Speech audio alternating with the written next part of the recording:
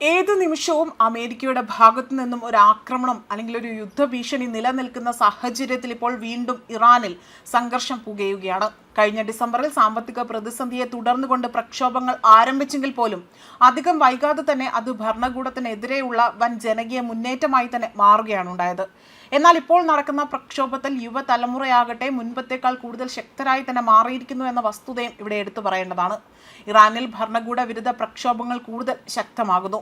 ജനീവയിൽ നയതന്ത്ര ചർച്ചകൾ പുരോഗമിക്കുമ്പോഴും രാജ്യത്തിനകത്താകട്ടെ യുവതലമുറ അവിടെ തെരുവിലിറങ്ങിക്കൊണ്ട് ഭരണകൂടത്തിനെതിരെ കടുത്ത വെല്ലുവിളികളാണ് ഉയർത്തിയിരിക്കുന്നത്. ഭരണകൂടത്തിന്റെ ആണവ നയങ്ങൾക്കെതിരെയും പ്രക്ഷോഭകാരികളെ അടിച്ചമർത്തുന്നതിനെതിരെയും പോലും ഇറാനിലെ ജൻസികളാകട്ടെ തെരുവിലിറങ്ങിയതോടുകൂടി രാജ്യം അതീവ ഗുരുതരമായ ഒരു പ്രതിസന്ധിയാണിപ്പോൾ അവിടെ തരണം അല്ലെങ്കിൽ അവർ നേരിടുന്നത് എന്നതാണ് റിപ്പോർട്ടുകൾ സൂചിപ്പിക്കുന്നത്. തുടർച്ചയായ രണ്ടാം ദിവസവും ടെഹ്റാനിൽ ഉൾപ്പെടെയുള്ള പ്രധാന നഗരങ്ങളിലെ സർവകലാശാലകളിൽ ആയിരക്കണക്കിന് വിദ്യാർത്ഥികളാണ് ഇത്തരത്തിൽ പ്രതിഷേധവുമായി തന്നെ ഒത്തുകൂടുന്നത്.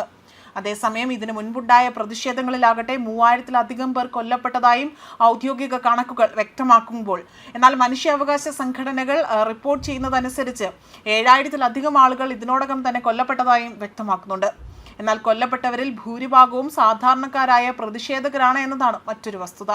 അതേപോലെ ആഭ്യന്തര കലാപം പുകയുന്നതിനിടയിൽ തന്നെ ഇറാന്റെ ആണവ പദ്ധതിയെ ലക്ഷ്യമിട്ടുകൊണ്ട് അമേരിക്കൻ പ്രസിഡന്റ് ആകട്ടെ കടുത്ത നിലപാടുകളാണ് സ്വീകരിച്ചു പോരുന്നത്. ഇറാൻ ആണവായുധങ്ങൾ നിർമ്മിക്കാൻ ശ്രമിക്കുകയാണ് എന്നതാണ് പാശ്ചാത്യ രാജ്യങ്ങൾ ആരോപിക്കുന്നതും. ഇതിന്റെ ഭാഗമായി മിഡിൽ ഈസ്റ്റിൽ അമേരിക്ക ആകട്ടെ വൻ സൈനിക വിന്യാസമാണ് നടത്തുന്നത്. 2 വിമാനവാഹിനി കപ്പലുകളും യുദ്ധക്കപ്പലുകളും അടക്കം മേഖലയിൽ നിലയുറപ്പിച്ചു കഴിയുകയും ചെയ്തു. ഒമാന്റെ മധ്യസ്ഥതയിൽ ജനീവയിൽ നടന്ന ആണവ ചർച്ചകൾ നിർണായക ഘട്ടത്തിലേക്ക് എത്തുകയും 48 മണിക്കൂറിനുള്ളിൽ ഇറാൻ പുതിയ നിർദ്ദേശങ്ങൾ സമർപ്പിച്ചാൽ വരുന്ന വെള്ളിയാഴ്ച ദിവസത്തോടെ വീണ്ടും ചർച്ചയ്ക്ക് തയ്യാറാണ് എന്നതായിരുന്നു മുൻപ് വൈറ്റ് ഹൗസ് വൃത്തങ്ങൾ അറിയിച്ചത്.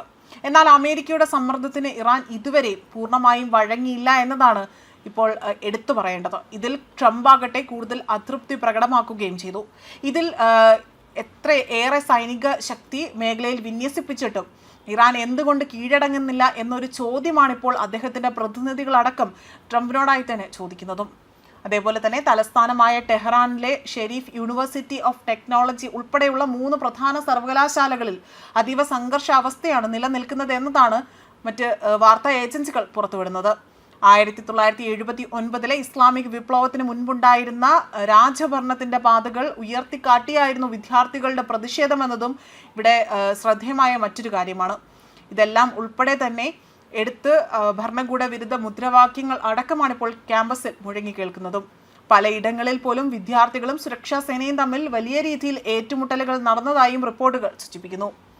ഏതു നിമിഷവും സംഘർഷം പൊട്ടിപ്പുറപ്പെടാം എന്ന സാഹചര്യത്തിലാണിപ്പോൾ പല രാജ്യങ്ങളും ഭീതിയോടുകൂടി തന്നെ നിലനിൽക്കുന്നത്.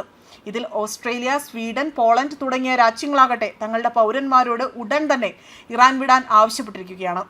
ഇപ്പോൾ ലഭ്യമാണെങ്കിലും സാഹചര്യങ്ങൾ വേഗത്തിൽ മാറാൻ സാധ്യതയുണ്ട് എന്ന മുന്നറിയിപ്പും നൽകുന്നുണ്ട്. ഭരണകൂടത്തിന്റെ കർശന നിയന്ത്രണങ്ങളും വിദേശ രാജ്യങ്ങളുടെ സൈനിക സമ്മർദ്ദവും ഒരേപോലെ തന്നെ നേരിടേണ്ടി വരുന്ന ഒരു ജനതയുടെ അതിജീവന പോരാട്ടത്തിന് ലോകം ഇപ്പോൾ വലിയ രീതിയിൽ സാക്ഷ്യം വഹിക്കുന്നതായി തന്നെയാണ് ഇതിനോടായി തന്നെ പ്രതികരിക്കുന്ന രാഷ്ട്രീയ നിരീക്ഷകർ ഇതിലായി വിലയിരുത്തുന്നത്. ന്യൂസ് ഡെസ്ക് കർമ്മ ന്യൂസ്.